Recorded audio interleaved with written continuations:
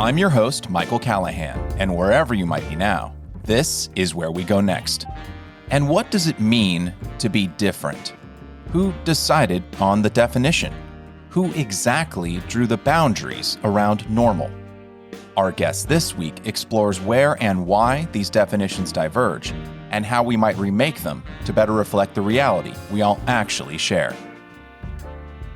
Jenara Nerenberg is the author of Divergent Mind, a journalist with the UC Berkeley Greater Good Science Center and elsewhere, and she began her career in Asia reporting for Fast Company and CNN. She speaks widely on the rhetoric of psychology and its implications for society, and she appears at public events with the Aspen Institute, the Commonwealth Club, and the Neurodiversity Project. Jenara, thanks so much for joining us today. Thank you for having me. Well, you are very welcome. Now, first, I want to say right up front, thank you for being so vulnerable in this book and in your work at large. I've spoken about this with other guests, but being honest and authentic, truly authentic, not the kind of faux authenticity we can sometimes see in social media today, in public can be incredibly difficult, regardless of who you are or what your background is. So I just wanted to put that out there. Oh, thank you so much. I appreciate that. And second, this episode may potentially be not only the perfect, but perhaps the only place to admit this in a safe way. Prepping for this episode and prepping for the podcast in general can often be mentally and emotionally excruciating, which sounds super weird to admit because I do the podcast for free and I genuinely enjoy making it. But I found myself throughout the last week, especially struggling with serious bouts of near overwhelming anxiety that manifested either via procrastination, self-doubt, self-sabotage, an ever-present fear of failure. It's a long list. And the reason I'm unloading all of this on you and our listeners is that your book, Divergent Mind, is filled with similar such confessions from either yourself and many others, often people who are just incredibly gobsmackingly successful. And I felt a strong connection to many of the ways in which you described your own mind, Jenara, and how it works. And your journey to being this vulnerable, to writing this book, began years ago. To put it in your words, quote, "When I reached a state of delirious confusion and loneliness about what the hell was going on with me, I finally started opening up to others," end quote. And Divergent Mind is chock full of careful research and on-the-ground interviews, but it is also deeply personal, because the journey that led to it was a deeply personal one. So before we get to the broader topic of neurodiversity, how did your personal journey in this space begin? Yeah, thank you so much for sharing. And I usually start out by telling people that I was a very sensitive kid and, as many people are. And by sensitive, I mean really just deeply curious about the world around me, about other human beings, often what adults were talking about around me. I just really took everything in. And that was, great in many ways. I did actually a lot of theater. I was involved in the arts. I grew up in the heart of San Francisco.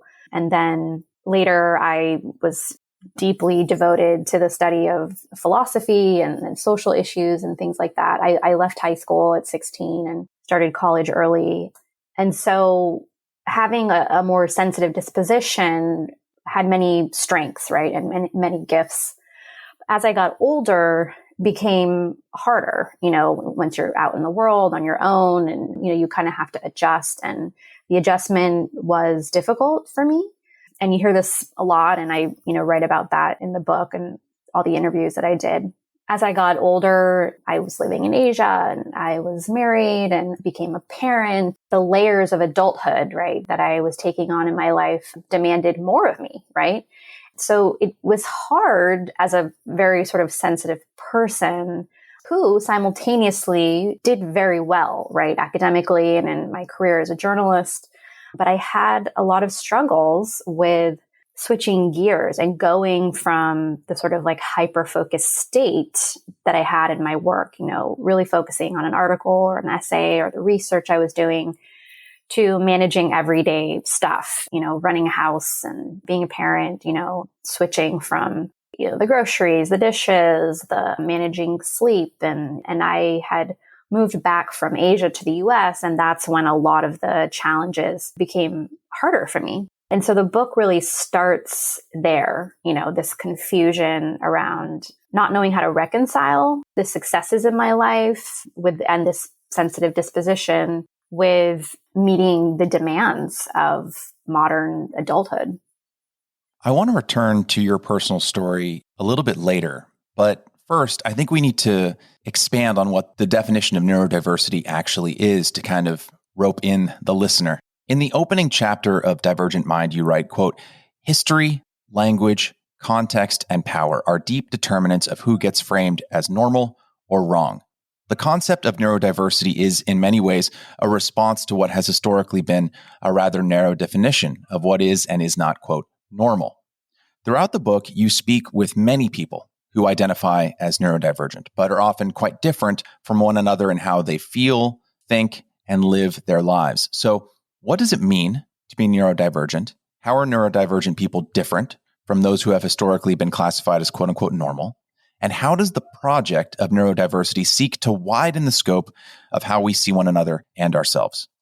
So neurodiversity, the term itself really refers to neurological diversity, right? And the term was coined in the 90s by the Australian sociologist Judy Singer. And it had a very quick uptake within the autistic community, but its definition and its implication was far broader.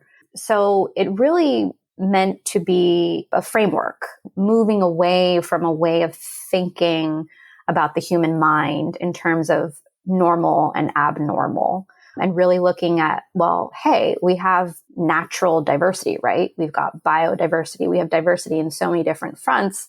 Isn't it time we start thinking that way about the brain? And, there's so many people with different diagnoses, whether it's anxiety and depression, bipolar, schizophrenia, autism, ADHD, OCD, dyslexia. I mean, there's a lot. And so it kind of turned into this movement around, well, hey, let's see the human mind differently. So you'll hear the term used a lot in education and workplaces. My focus was really on adults and adult women specifically, because these subjects do get so much attention amongst kids and boys in particular. I was really interested in looking at, well, hey, what happens when all these people are grown up and out in the world? And how does that change how we fundamentally see one another? So for me, neurodiversity became this really important term and framework that I had actually been thinking about previously. And I was using different terms like temperament diversity or emotional diversity. And so I was really excited when I found this term neurodiversity. And again, the book kind of starts off there. You mentioned Australian sociologist Judy Singer, who, as you noted in 1999, coined the term neurodiversity. But there's a phenomenon that can happen in any community, I think especially ones that have a lot of really active engagement and a moral through line of acceptance and inclusivity. And that's when one segment of a community can come to define the whole of it. And this phenomenon can occur sort of organically without ill intent, really, but the results can nonetheless cause harm. So how has the definition of neurodiversity been changing as of late? You wrote about this in a recent Medium article. And why has it been changing? Yeah, I really appreciate you bringing that up. And that's one of my goals, is for people to understand, the power of this term and this framework, neurodiversity, because it really does have broader implications for all different types of minds. And these days is very commonly associated with autism. And of course, that's absolutely wonderful. And we've seen a lot of changes within society, but that falls short in terms of the intent of this term. So something I've been pointing out a lot lately in my work and when I speak with people is, if you see a lot of major media headlines around neurodiversity, like tech and things like that, it's almost always used as a synonym for autism, which it's not. And I think that does a disservice, because I personally would like to see the same kind of advocacy and acceptance and integration of, people who have schizophrenia or who are bipolar.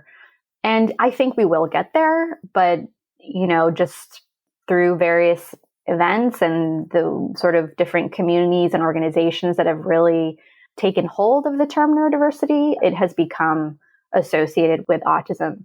And again, like that's great, but that's not the full scope. Yes, as you said in your Medium essay, it's totally okay to say autism when one is talking about autism, but taking a wider umbrella term like neurodiversity, as it was originally intended to encompass a whole host of different ways of thinking and feeling, narrowing that down to one specific thing can often render people invisible in the same way that they've been rendered invisible for so long, which I think takes us to one of the most valuable insights that I took from Divergent Mind. And that's how we define what is known as quote unquote mental illness and how that depends on the environment and the culture, which is constantly in flux. To quote from the book, quote, much of what became known as madness, especially in women, cemented around the time of the acceleration of capitalism in Western Europe. If context determines, quote, normal and, quote, abnormal, then it makes sense to give greater attention to broader historical, economic, and societal forces at work, end quote. You later referenced Duane and Sidney Schultz's 1959 book, A History of Modern Psychology, which emphasizes, quote, the importance of contextual forces, such as intellectual, political, economic, and social factors that influence the currents of psychology, end quote. And I think many of us, and I'm including myself here, tend to view any sort of field that is labeled scientific, like psychology, as inherently objective and unbiased. So, Jenara, why have I been so incredibly wrong? Yeah, I think there's this dynamic, right, between the sciences and scientific research and the researchers themselves and everything else that's happening in the world, right? Cultural changes and economic shifts and everything, right? And so the sciences and the field of psychology in particular are very impacted by all of these broader forces. And the history of psychiatry and psychology, that we've inherited here in the US in terms of, what started in Europe and sort of made its way over here, psychology had to fight really hard in the beginning to be taken seriously, actually. And the only way that the field ultimately did become a more serious field was when it was integrated within medicine, like sort of hospitals, and treated as like a real science that had medical underpinnings and things like that. Before that, in different parts of the world, different approaches, there was one short, brief era in Western Europe, for example, where people who were, what we would call neurodivergent or had mental illness, there was a softer, gentler approach. Like, well, let's have gardens and let's have painting and things like that. So it wasn't this highly medicalized thing. When you look at how psychology evolved and psychiatry as well, it very much reflects the times. And so there's a lot of history there, and I detail that in the book, but most of it in the last 100 years has followed this kind of mechanistic approach, right? Like X leads to Y, and, there is a firm, clear box that a human being fits into, or the way their symptoms present. And that's just really not the case, right? And that's what I started to discover was that, like, wow, so many symptoms fall into different boxes. They're really not as clear cut as I, thought they were, sort of just growing up in the world like everyone else when you think about psychology. And so that got me thinking and questioning. And it was very reassuring in the book when I was interviewing, leading experts, neurologists, scientists, researchers, and, people who nowadays are taking more of a neurodiversity approach. They will say, yeah, the DSM is not just for the sake of categorizing people, but it's really meant to help people when they're merely in distress. So when someone comes to their office and they really need help, they're suffering, that's when, like a label can be really helpful. But beyond that, do we really need to try to fit people into boxes? No. There's a lot to touch on there. Where to start? So there's the angle of bias and how the field of psychology has for so long been male dominated, which has excluded the voices and bodies of women. And there's also the over-medicalization of parts of the human mind and body that maybe would not benefit from such a highly medicalized and kind of mechanistic approach. Let's start first with the bias part. You chronicle in the book how this historically male-dominated field of psychology has, by making male behavior and physiology the default, either ignored or pathologized the unique needs of women for most of the field's existence. You quote Angela Saini's book, Inferior: How Science Got Women Wrong and the New Research That's Rewriting the Story. This was mind-boggling to me. Quote, until about 1990, it was common for medical trials to be carried out almost exclusively on men, end quote. I was 8. That's not that long ago. So what are some ways that the historically male-centric field of psychology has either underserved women or ignored them entirely? And what are we doing to rectify it today? This has been a huge issue, not only in psychology, right? It's been a huge issue in the broader medical field, like even looking at heart attacks and autoimmune issues and things like that. So in my book, I'm particularly interested in the trait of sensitivity. And so looking at how the experience of sensitivity has been pathologized over time. And so, what we used to call hysteria, we're now calling anxiety. And because the field of psychology was initially developed by men, men were the ones in university and allowed to study all these things and shaped the field of psychology. Early on, women were told that they were mentally ill if they wanted to work outside the house, or experience of hysteria was blamed on, their reproductive organs and things like that. So there's a very long history there of just pathologizing women. And the issue with bias now is that because those studies didn't require women to be as represented as men, a lot of the research we have now, specifically around things like autism and ADHD, are really based on the experiences of men and boys. And so the book chronicles what's called this lost generation of women. So a lot of women whose experiences of the world are different neurologically and also from a sensory perspective. But because so much research was on men and boys around autism and ADHD, a lot of symptoms in women are not recognized. And women also, because of how we're kind of socialized and conditioned in the world, we also do what's called like masking, right? So we might like hide parts of ourselves to blend in. And that's sort of a long-standing phenomenon that's coming out a lot right now in research regarding autism and ADHD. So it's sort of twofold, right? You've got like how the history of psychology was shaped to begin with. Then you have the policy requirements around research. But the main takeaway is that what happens in research, it takes a long time for that to then get implemented into practice. So it's only now that we're really confronting that, and why, for example, we're starting to see a lot of women and girls who are now being recognized as having some form of neurological or sensory difference. And again, I am not attached to labels at all. I don't think that a person needs like a formal diagnosis, but even having access to information about these things and how they might present in women is so helpful. And so it's great. All the research is now starting to come to light. You talked about masking, which we'll get back to in just a bit, but I want to really hammer this point home for the listener so that we can all really understand and appreciate the importance of framing. Imagine you held a series of studies on height in, let's say, American society, and you capped your study at anyone between the heights of 4'5" and 5'7", and only brought those people into the lab. And then you did your averages on what the average height of the American was based on the people who were admitted into the lab to study. Now, you might think that your study was accurate based on the people that you were bringing into the lab. And then your results would say, well, I guess between the people we brought in who were 4'5" and the people we brought in who were 5'7", the average height of the American is around 5'2". But you'd be leaving out anyone 5'8" and above.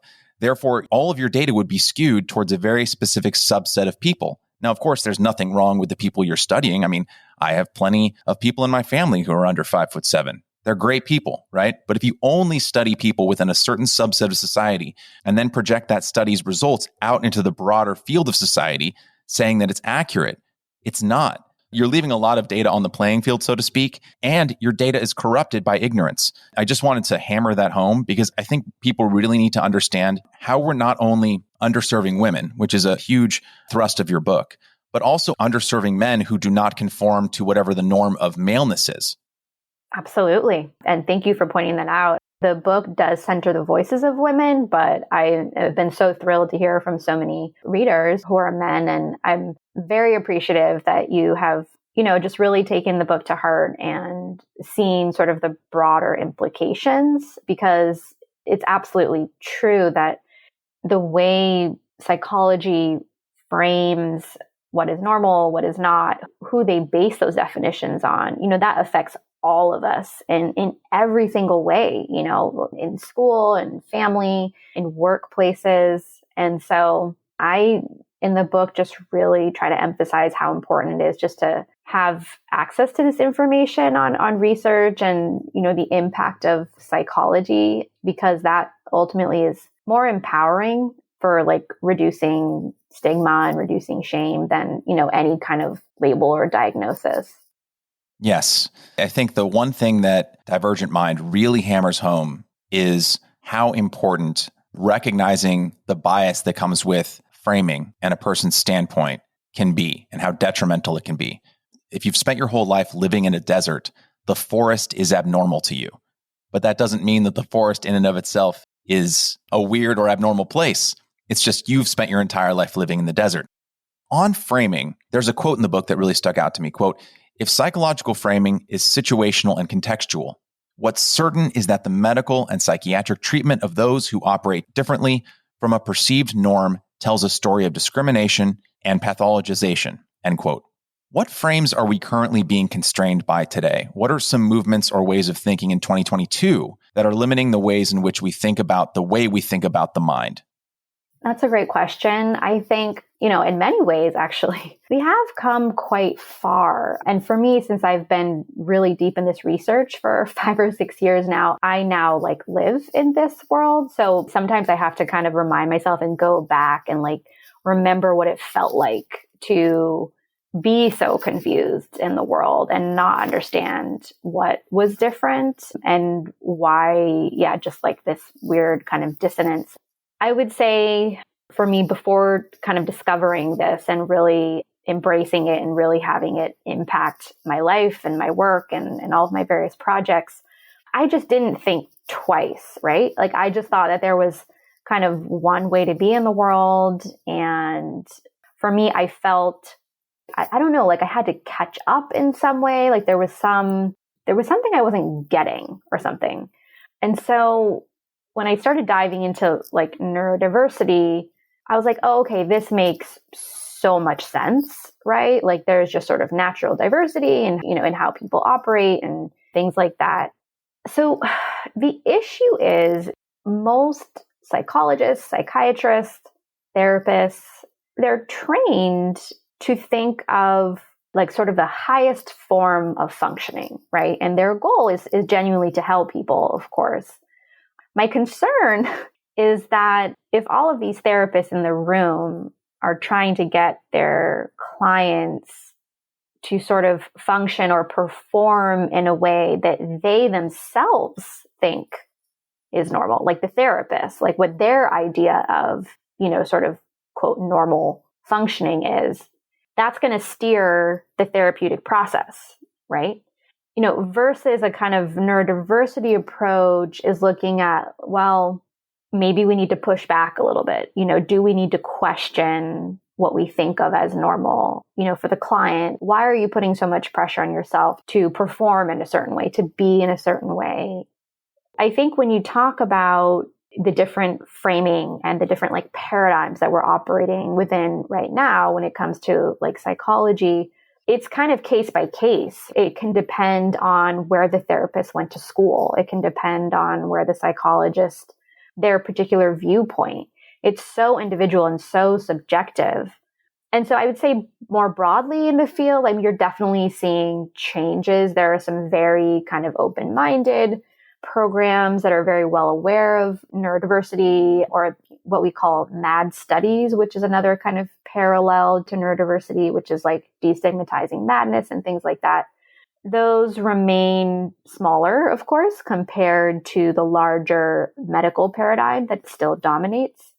But I think in this day and age, what's exciting is that people can get on Google and find a person that might have an orientation that is more in line with neurodiversity, for example. So, Jenara, should we think of psychology more like how we think about philosophy, less like a rigidly scientific field limited by the necessities of a highly regulated space, and more like a field of inquiry that can go wherever it may need to? Should we think of psychology more like how we think about philosophy? And how do we strike the balance between the two? That's an interesting question. I mean, I think it's difficult because when you're dealing with the human mind, right, and someone's emotional well-being, you do want it to be grounded in something, right? And it is great to have techniques and tips and tools and things like that.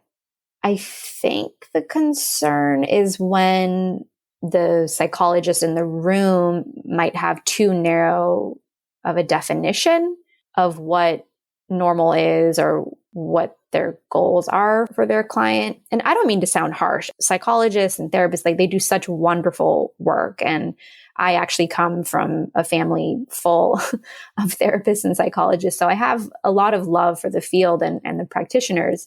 I just think that for a significant portion of the population, and again, my book focuses on, the 20% of the population that has a heightened sensitivity, like an experience in the world where they're actually born with just like a more sensitive nervous system, right? So that's a pretty big chunk of the population. And so your question around, should psychology be treated like philosophy? I mean, not entirely, right? I think it's hard because you want someone to succeed in the world. Like, you really do, right? I mean, that is part of satisfaction in life. So it's a larger question. It's actually not limited to psychology, right?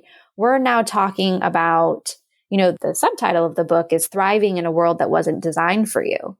A big portion of the book is also looking at attitude shifts that we need to make in our larger culture, right?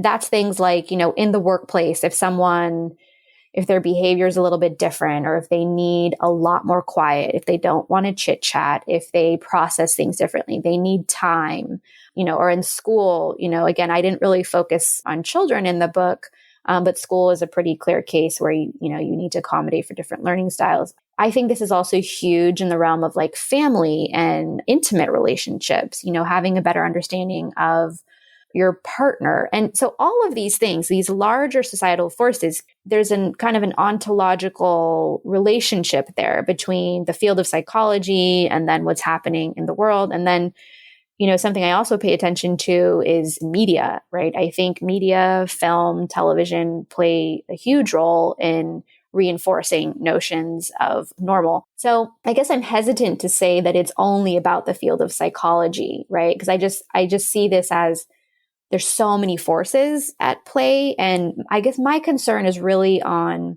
changing social norms, right? Changing narratives.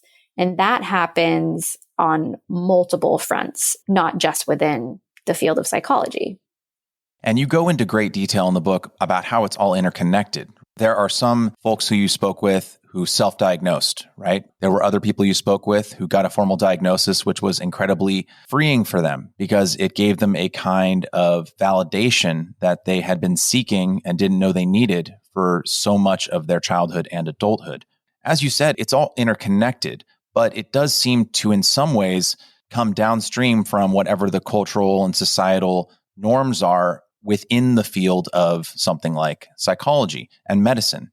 You go into great detail about how the DSM has changed over the course of our lives and even further back, and what is labeled as a quote unquote disorder or a condition or a way of being changes constantly depending on what's happening in the world at the time, what our views are of each other.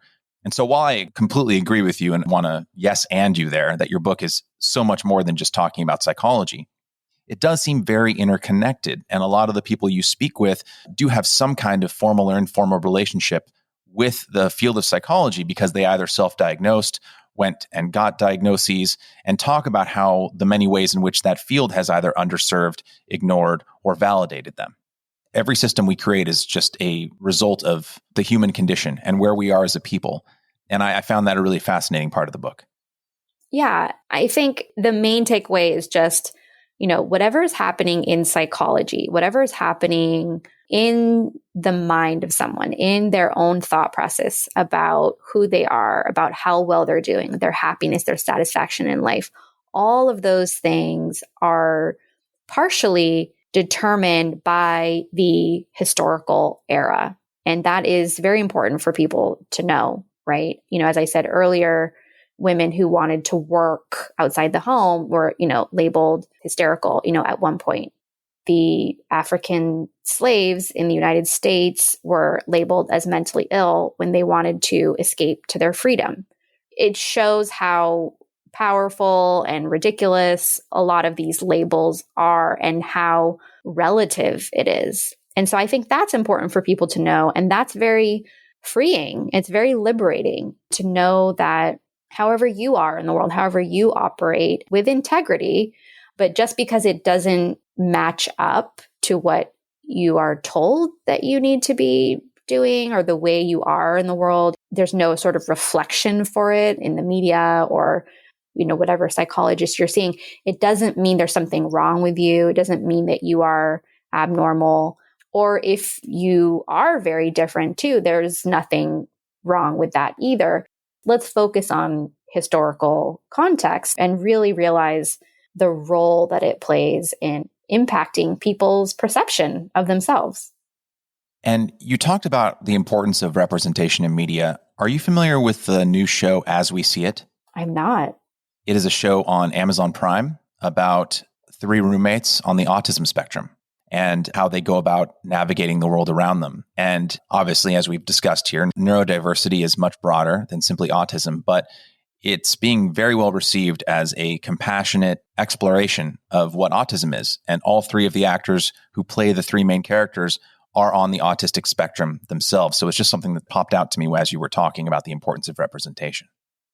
Oh, yeah, that's great. As a big fan of theater and film, and I really love when Hollywood gets it right about these things. And I do think that there will be a push in the next 10 to 20 years for representation of neurodivergences of all forms. So that's exciting. Let's take it back to the personal, because we've been in the kind of broader, systemic, structural world for a little bit now. But a lot of Divergent Mind is focused on the personal, either personal stories of the people that you spoke with, largely women, or your own stories.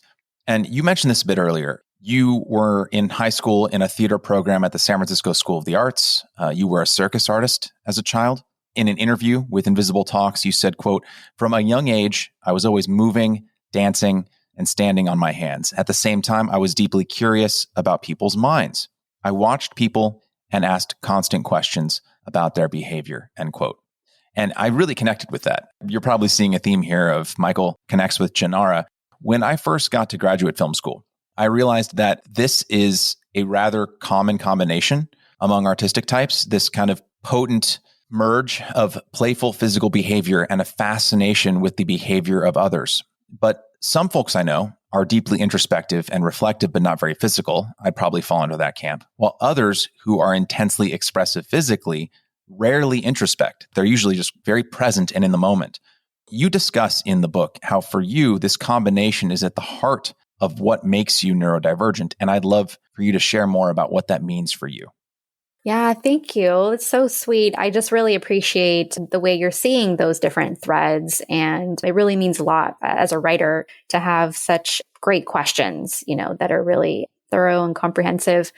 So I do think this is an interesting combination. And I love that, your own background is in film as well. And, you will find that a lot. I've certainly found that a lot of neurodivergent people have some connection to like film, the arts and theater. And I actually am fascinated by this going way beyond, even just the book, but I'm very interested. I think that a large percentage of people in Hollywood are largely neurodivergent. And we've seen that with, of course, things like bipolar. We've seen that a lot, but I do think that there's probably a lot of autism and ADHD and other forms as well.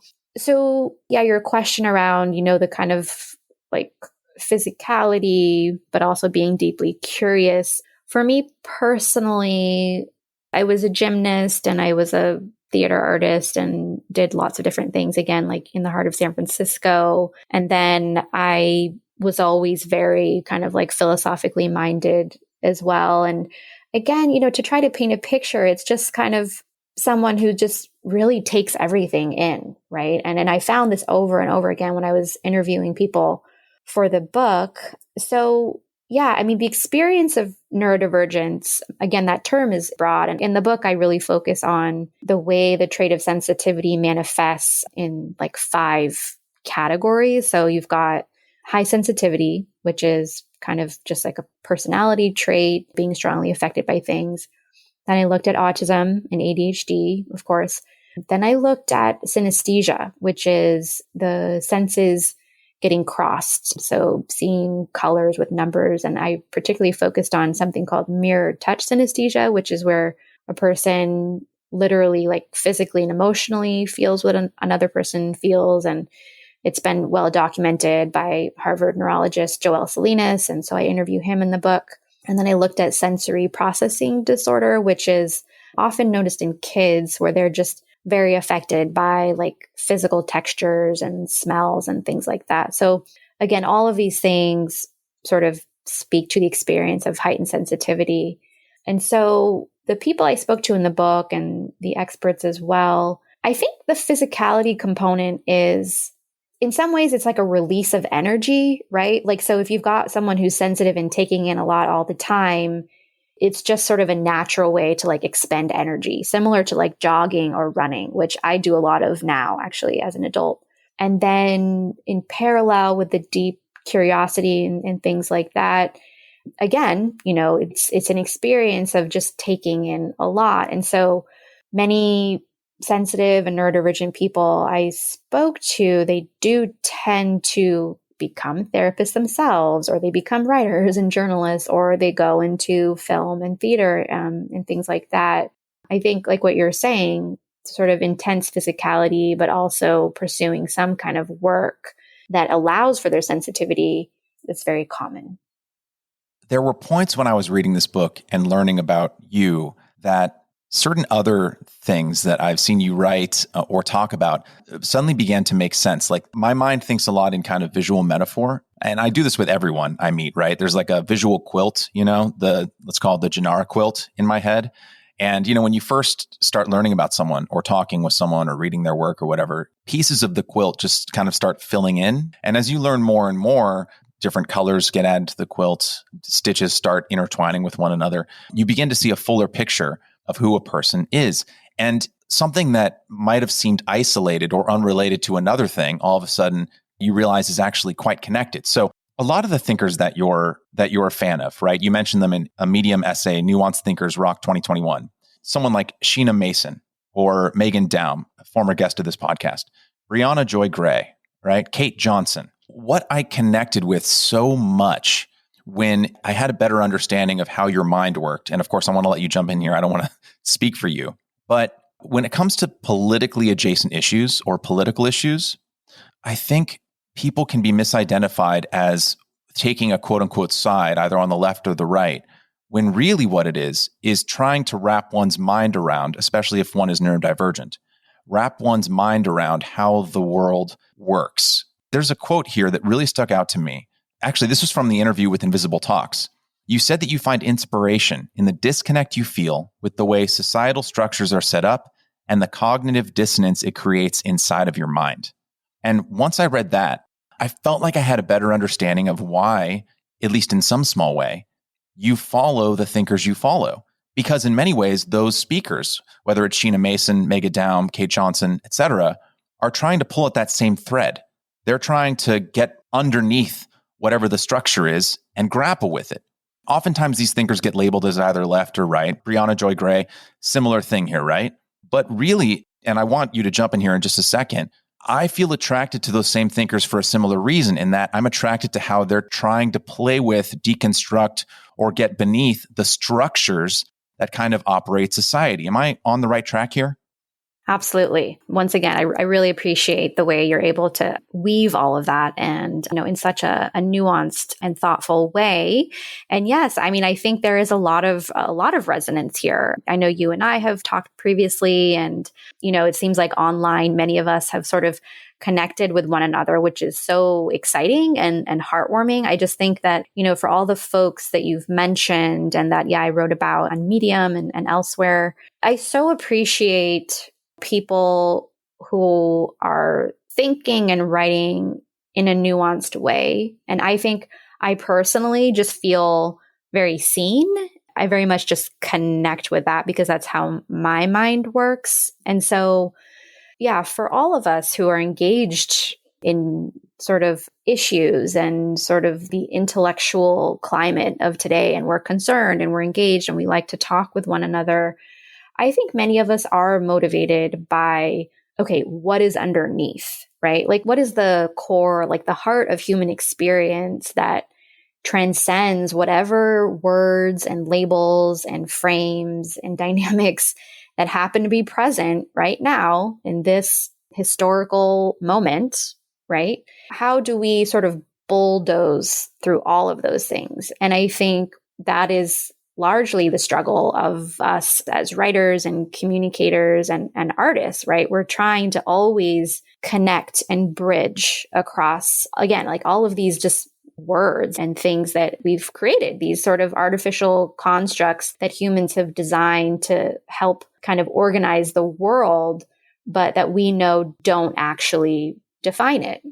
I personally connect to that for sure through the world of psychology, which was the focus of this book. But my own background is in the larger world of journalism and political philosophy. I designed a major in political theory and race relations. I grew up in the heart of San Francisco in a very multiracial family, multiracial neighborhood, school. I've written elsewhere that my sister and I we were always the minority as white kids, actually, like in school and in our neighborhood. And so my own experience in the world, my own sense of self and identity has never really matched up to a lot of the constructs that I would see out in the world, like in the media and movies and magazines and things like that. And so I think what's so exciting and is such a breath of fresh air right now that I'm discovering, and connecting with you and all these other thinkers, it just feels like finding other people who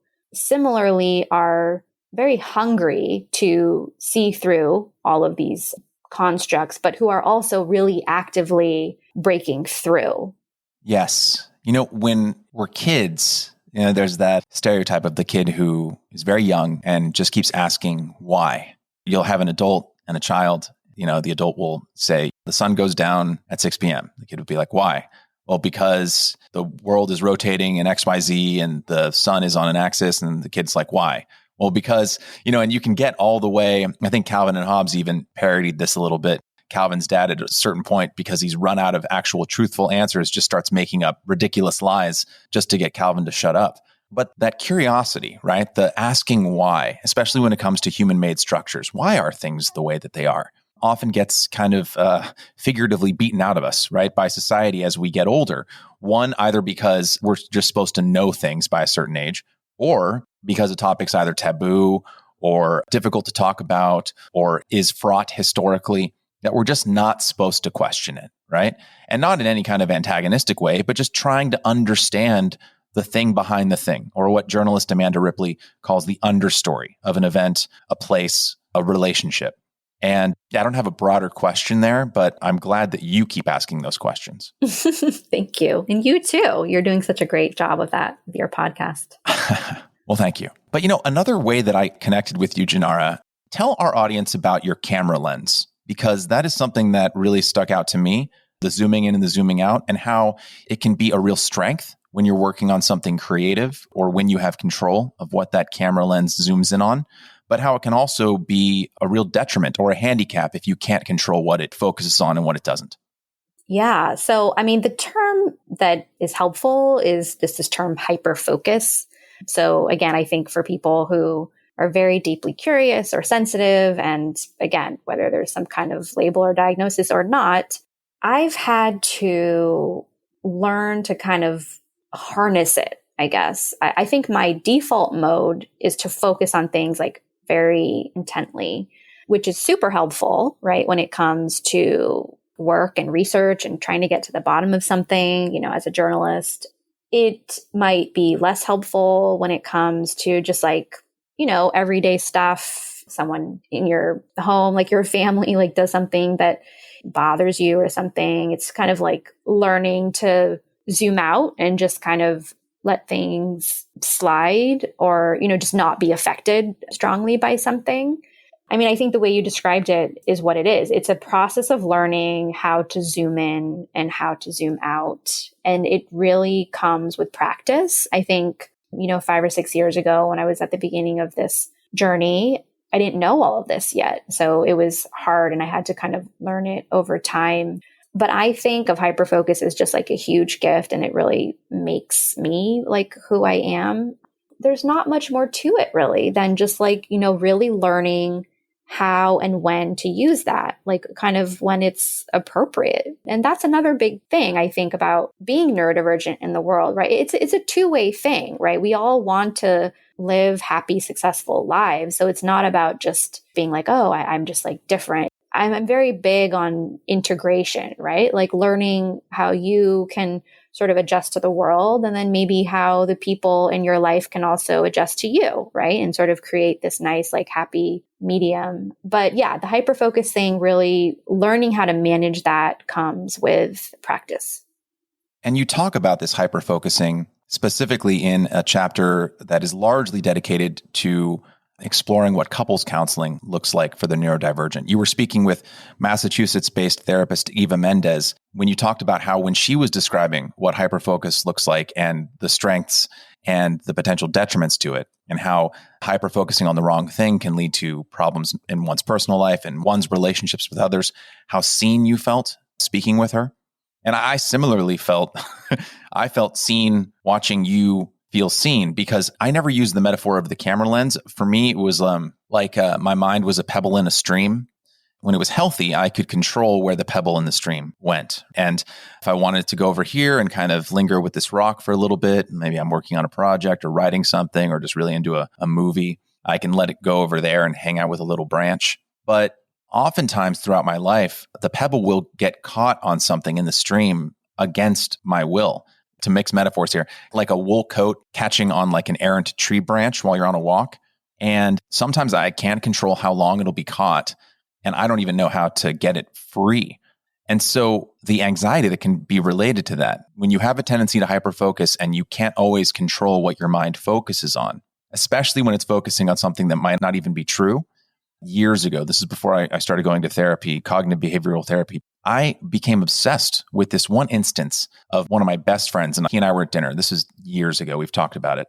He made some comment that I just latched onto, and I was like, oh, our friendship is over, which is insane. It was a totally benign comment, but I couldn't stop focusing on it. And the longer I focused on it, the more extreme it became.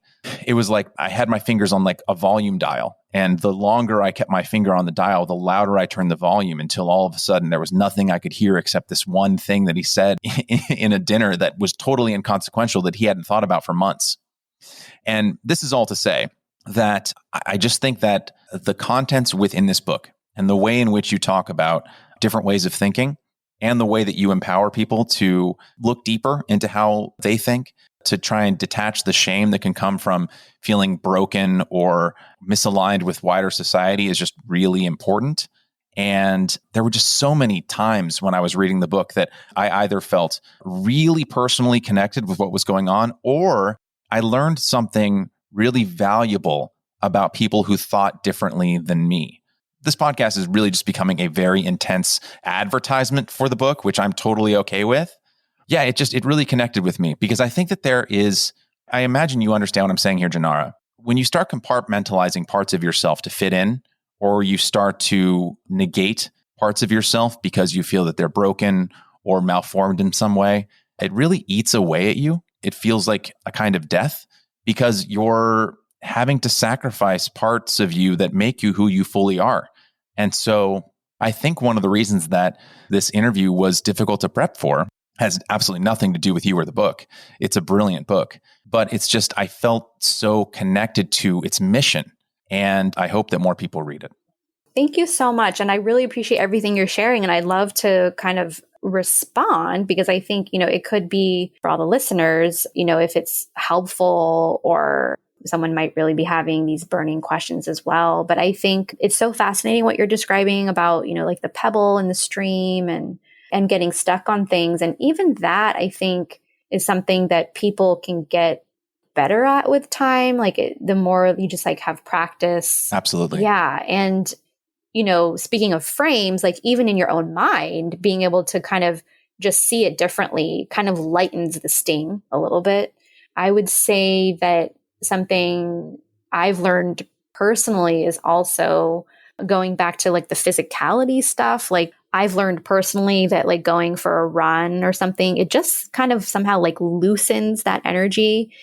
And then, on a totally different topic, which we could get into maybe another time, but when someone does get kind of stuck on something, I have found that it usually has to do with something entirely different than whatever the thing that they think it is. Maybe you learned that as well, but it's there's something way underneath there that is just sitting, that is waiting to be recognized or tapped into. And sometimes it's just a very subtle emotion, and I think that can actually be hard for some sensitive neurodivergent people, just very clearly identifying what it is. It could be anything, right? From anger or even hunger. So there's that. But I also just think that it's often not linear. It's not linear. I feel a lot of people that I've talked to, and even sometimes for myself, something won't become clear to me for a few days or something. And I think, again, for me, I have learned and grown so much, even just in the last few years. So a lot of the things that I wrote about or struggled with, it's very different now, right? Because I'm on the other side of this. This book has, it's out in the world now. And just to say that there's a process of learning how to move through those moments that I think people with practice can get better and better at.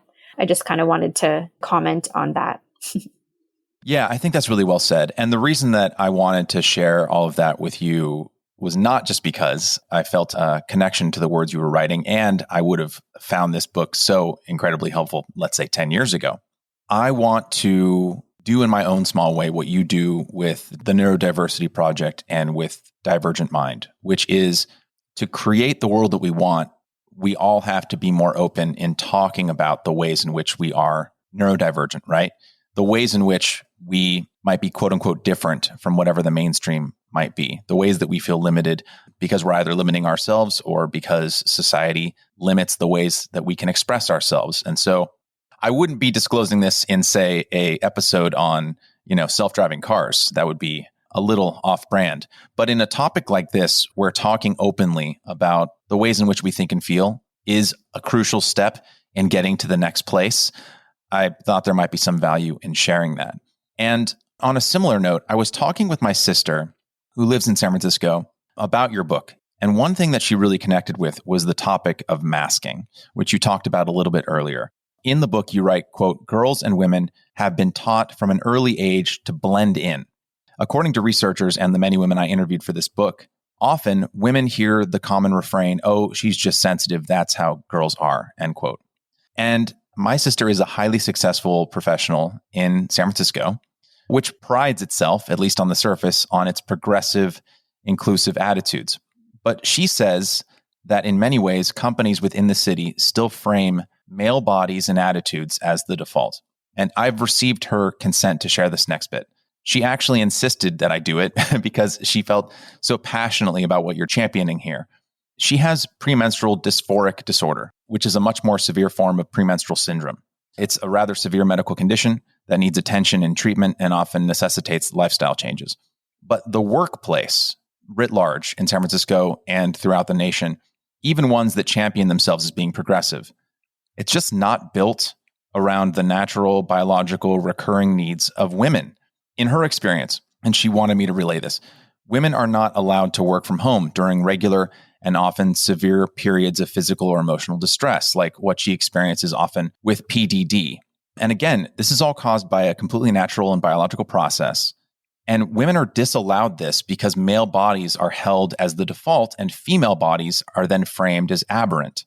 You don't really touch on this in Divergent Mind, which again is more focused on things like sensitivity and other things relating to the mind. But I think it is all of a piece, because though we're making a lot of great strides when it comes to maternity and paternal leave, in other ways it feels like we're still stuck in 1989, the year before women were finally starting to get included in these focus groups and studies. She wanted me to mention that to you because she connected with that part of the book. The fact that women and girls, their bodies and the ways that they think and the ways that their bodies work are not seen as the standard, even in highly progressive cities like San Francisco. Yes. And I really appreciate that. And, thank you for sharing. And, for sure, the topics that I touch on in Divergent Mind, very much complement other books that are focused more on sort of physical, issues within medicine and the ways in which women's experiences of their bodies and physical health are also very, very marginalized, and they continue to suffer within the medical field. Doctors are always brushing off symptoms. And then, you see the same thing in the workplace. And, I think some of this comes back to, when things are hidden, when things are invisible, when things are stigmatized, right? When there's not the norm of speaking openly, right? Then women continue to suffer. And so her experience is very resonant, and there is actually a fair amount of crossover between women who are sensitive and who do have some form of autoimmune issue, actually. And that's a little bit more anecdotal. I'm sure there is some research happening on that. And that doesn't, directly relate to your sister's experience. But I wouldn't be surprised, actually, if in the future there was a lot more sort of coming together of the ways in which women experience heightened sensitivity, both psychologically and physically. I think that actually will be a big area of research in the future. Yes, and it should be. I just think that, like you're doing with the Neurodiversity Project, whether it's things that have to do with how we think, feel, or how our bodies act, we really need to do a better job of reframing what is quote unquote normal, especially when oftentimes that definition does not include 50% of our population. Exactly. Yep. That's the whole idea, is sort of expanding, reframing, opening up these conversations. And I certainly try to do that with the book. And then the Neurodiversity Project is this series of events and interviews I've been running. And now I launched Divergent Literary, which supports neurodivergent writers and, entering the publishing world. So, all of us, like you were saying, we try to make change in whatever way we can. I think this segs well into the final question of our talk, and I so appreciate the time that you've made today. In the concluding chapter of Divergent Mind, you declare that, quote, the way we do medicine and the way we talk about sensitivity and difference as a society needs to be reframed, end quote. And then a sentence later, you write, this is not about autism or ADHD or women or men. This is about the fundamental way in which we view, handle, and talk about difference and how we empower or disempower people, end quote. This is so beautifully articulated. So, Jenara, when it comes to neurodiversity, to creating a better and more inclusive environment for all of us, what are some concrete steps that we can take at the local level in our own lives? Or, to put it another way, where do we go next? Yeah, it's a great question. I think it does start in changing the way that you see things, right? And the way you frame your own world, your own experience of the world. And I think for me, I try to do that with my book, Divergent Mind. And people can do that in whatever way is necessary, whether you're trying to open up when it comes to the political space, or people in your family who might be different, or your own experience of the world. So I think it's important to be open, be curious, be really open to learning and seeing things differently, having your own mind sort of shift. And then as you expand that lens, when you're encountering the world, when you're encountering other people in your life, kind of pausing, stopping, maybe observing and rethinking how you respond to people around you, respond to difference. And you'll start to see like, oh, wow, like some of my responses to things are kind of preconditioned, right? And so there's definitely like a freeing that happens when you're not programmed any longer, right? To be, let's say very judgmental, right? Of sort of different displays of behavior or thinking or emotions and that kind of thing. And then slowly that starts to affect, your experience in every sphere, whether it's work or school or family. That's where to start. And if we all do that, right, then that's when institutions start to change, systems start to change. And then we have that broader cultural and narrative shift of, changing social norms, how we view one another and how we engage with one another. That's the process. That's the goal. Jenara, we have barely even scratched the surface of what this book covers. And so I would like to say to those listening right now, however you identify, neurodivergent or not, this is a book for you, because either the book will speak to you personally as it did with me, or will help you better understand the people you love in your life. So Jenara, thank you so much for your time. Thank you for your work with this book and with your larger Neurodiversity Project and divergent literature. And thanks so much for your time. I had a really great time talking with you. Thank you so much for having me. This was great. Tune in March 15th for a conversation with Joanne Samuel Goldblum and Colleen Shaddix, authors of Broke in America. Thank you for listening, and wherever we go next, I hope you'll be there too.